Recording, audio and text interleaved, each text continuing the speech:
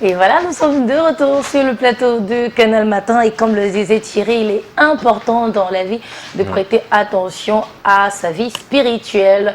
Maintenant, oui, c'est pas la chose la plus facile à comprendre. C'est pourquoi on a donc un conseiller qui vient toutes les semaines dans ce programme pour discuter avec nous, échanger, mais surtout nous apporter de bons conseils. D'éclairage aussi. Voilà, de l'éclairage, c'est bien sûr le révérend John James Koundou, déjà avec nous sur le plateau. Bonjour révérend et bienvenue. Bonjour, pour moi c'est une très grande joie une fois de plus d'être avec vous Thierry et Patricia. J'ai la grande joie et aussi une fois de plus je veux souhaiter bonne fête à nos frères musulmans qui vont fêter demain et nous serons en même cœur avec eux parce que je crois que nous louons tous le même Dieu et que le Seigneur soit glorifié. Mais en cette matinée je voudrais parler des réclamations. Oui.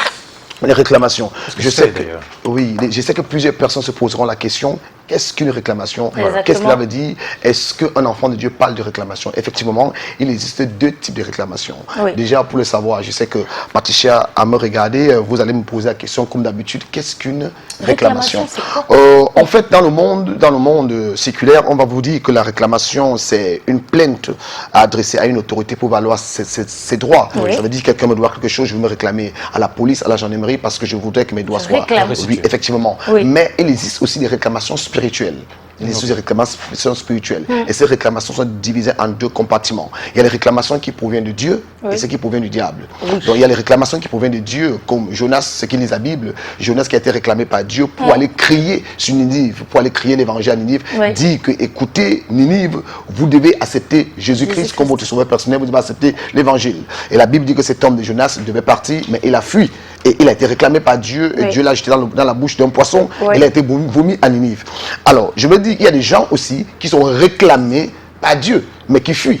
Il y a des gens qui sont réclamés à cause de l'évangile. Il y a des gens que Dieu appelle pour les servir, mais ils fuient depuis longtemps. Il sent qu'il a l'appel de Dieu dans sa vie, il sent que le Seigneur m'appelle à le servir, mais il fuit. Il y a des gens qui me regardent maintenant.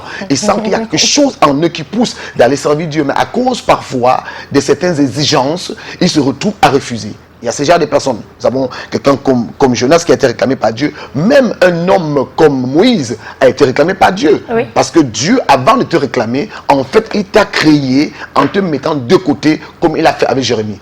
Et nous allons voir aussi des personnes qui sont aussi réclamées par le diable. Thierry, on a les gens qui sont réclamés par le diable. Nous allons lire une portion d'écriture avant qu'on ne continue dans le livre de Luc 22 à partir du verset 31. La Bible dit, le Seigneur dit, Simon, Simon, Simon, Satan vous a réclamé pour vous cribler comme le froment. Mais j'ai prié pour toi afin que ta foi ne défaille point. Et toi, quand tu seras converti, affermis tes frères. Alors, voilà Simon qui sera réclamé, pas par Dieu, mais par le diable. Alors, c'est pour cela que ce matin, je viens de dire à quelqu'un, il y a plusieurs personnes qui sont réclamées dans leur famille. Quand je parle de famille, si je parle de la famille,